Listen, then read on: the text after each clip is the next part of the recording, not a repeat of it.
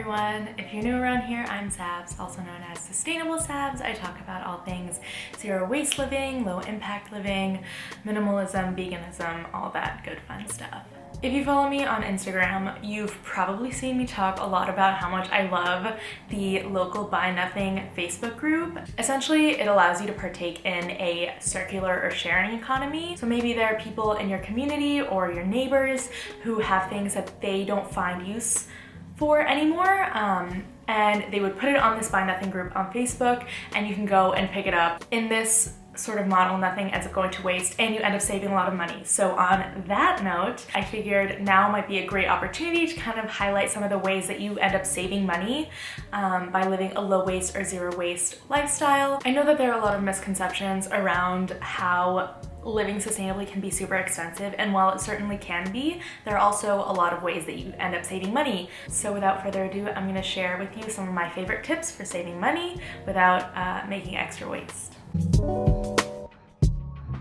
So my first tip, aside from joining your Buy Nothing Facebook group, is to shop secondhand. So almost everything I buy nowadays is secondhand. That includes a lot of my furniture, it includes even things like plants, it includes all my clothing. If you haven't checked out my wardrobe, I did a minimalist capsule video, which I will link below, so definitely go check out. By shopping secondhand, first of all, it cuts down so much on the cost, but also it means that you're saving a ton of resources. So particularly with furniture and like houseware decor items are some of the least recycled items, just because they can be made up of so many different materials, and there's not a lot of education or infrastructure around recycling these types of items. So when you buy a secondhand couch, when you buy a secondhand like bed frame or something like that, even chairs, you are preventing things from going to landfill, and also you end up probably saving a lot of money as well. I'm sure a lot of you guys will already know this, but places where you can find secondhand furniture if you're looking to furnish an apartment are places like Craigslist, LetGo, which is an app, BUNZ is another great app. Alternatively, you could just go to a local thrift store and thrift it there. In terms of other things like clothing, thrift stores are also a great option. Check out eBay, check out thredup, depop, and of course your Buy Nothing group on Facebook. If you want to host a clothing swap or an item swap, I have a video on that as well. I hosted one a couple of months ago, which was really fun, and I got to meet some cool people in my community, so I'll link that in the description below as well. My second tip would be to get a library card. I actually recently got a Brooklyn Public Library card, which I'm very excited about. You end up saving a lot of money on things like books, even if you already shop secondhand for books, which is a great option. Supporting your library ensures that it will continue to run. Libraries are one of the last public spaces where you can be, where you don't actually have to buy something, which, like, when you really think about it, there aren't really a ton of those spaces left aside from like a park. There are also things like audiobooks that you can get there, things like cookbooks, and then obviously just regular books as well. But a lot of libraries also have programming, so definitely check out the libraries in your area. Another quick tip that I have, which I have been doing for many years, is just air drying my own laundry. So I have been air drying my laundry probably since my freshman year of college, which was like 6 years ago. If I do laundry twice a month for 6 years, that ends up being, let me get out my calculator, $360 that I have saved in the last 6 years of just air drying my laundry. Certainly there are times when you need something really quickly, so you do have to put it in the dryer, but if you can wait for it, definitely recommend air drying. Not only do you save money, you end up saving energy. The actual heat cycle uses up a lot of energy. All right, my next tip is to eat more plant-based. So this refers to more of like the whole foods plant-based options. So that's things like beans, lentils, rice, oats. All of that stuff is for the most part, super duper cheap. Oats and beans and lentils are definitely some of the cheapest staples that I buy myself, and I use those as the base of most of my meals. So I eat a lot of oatmeal for breakfast. Eating those types of plant-based foods can end up saving you a lot of money because a lot of the times meat and seafood and all that kind of stuff can be some of the more expensive items. Certainly if you buy the vegan alternatives to cheese and meat and that kind of stuff, it's going to be more pricey, but if you stick to just like the basics, you will end up saving a lot of money and you can make it taste delicious. There are so many amazing bloggers out there who make really great vegan recipes. I'll link a couple of my favorites below. And yeah, that's another way you can save money, help save the planet because a plant-based diet has a lower carbon footprint, and you know, contribute to your health and be a steward of the planet, be a friend to the animals, all of that great stuff. Another one of my absolute favorite tips, and has worked pretty much every single time, is buying spices and teas in bulk.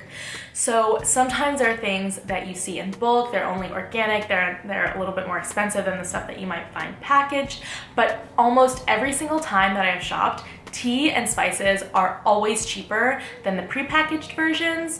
I've gotten spices for literal pennies before, when an actual container of those spices would cost like $4, $5, whatever it is. So do yourself a favor, bring your reusable containers to a bulk store near you if you have access to one, and get all your spices there, get all your tea there. You'll end up saving a lot of money, especially with tea. A lot of the tea bags are not compostable. They're lined with plastic, or they come in plastic packaging. So get a loose leaf tea strainer, and you'll be able to save a lot of money. You'll have all the teas that you want, and also it helps if you want to try a new tea to just get it in bulk, and then you can get exactly how much you want if you're not sure if you're gonna like it or not.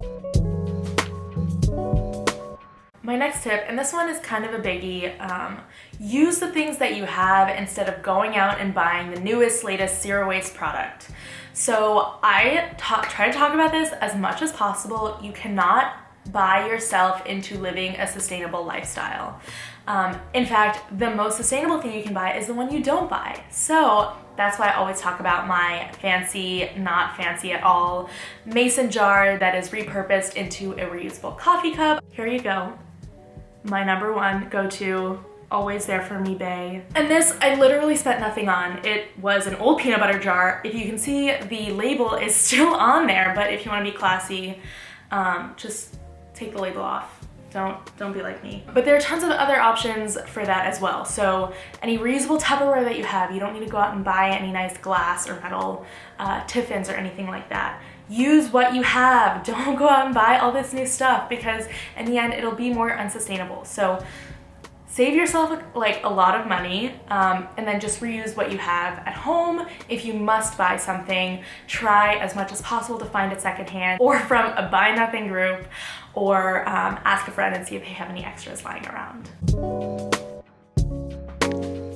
All right, my next tip is to repurpose old bed sheets and towels that you have lying around at home. Such a great way to use up resources that you already have and turn them into something usable again. So I actually have a tutorial on how to make cloth bags using an old pillowcase, but you can also use like old bed sheets, that kind of stuff. So I'll link that below just in case y'all missed it. If you have old towels, cut it up into smaller pieces, turn them into like cloth rags. I don't buy paper towels anymore.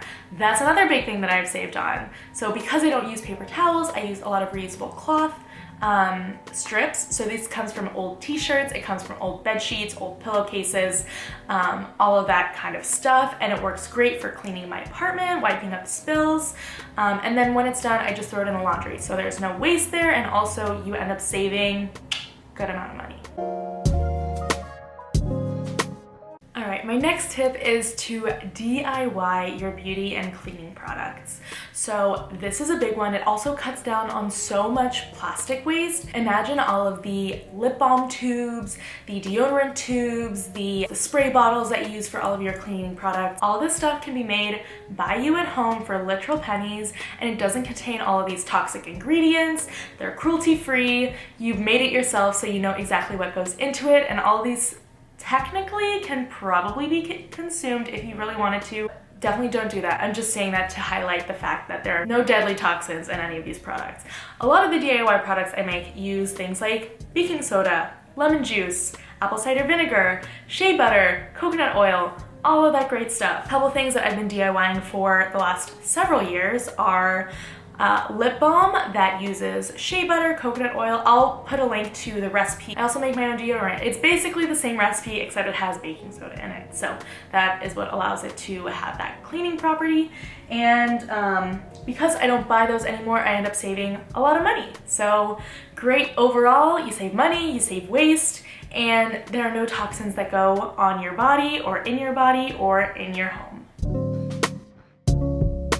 And my last tip, which is not a huge money saver, but it still does end up saving some money, is to bring your own cup whenever you go out and buy coffee. So a lot of cafes love when you bring your own cup, and they have a cup discount. So it can be anywhere from 5 to 25 cents on each cup of coffee that you buy in a reusable container. It's a great incentive for people to bring their own. It allows you to save some money, and it obviously allows you to save on waste. That is all I have for today. I know there are so many money saving tips that I haven't outlined here. Please share them in the comments below. Share your favorite money saving tips for low waste living, and we can all save a couple of extra bucks at the end of the day. Thank you all so much for watching, and I'll see you guys next week. Bye.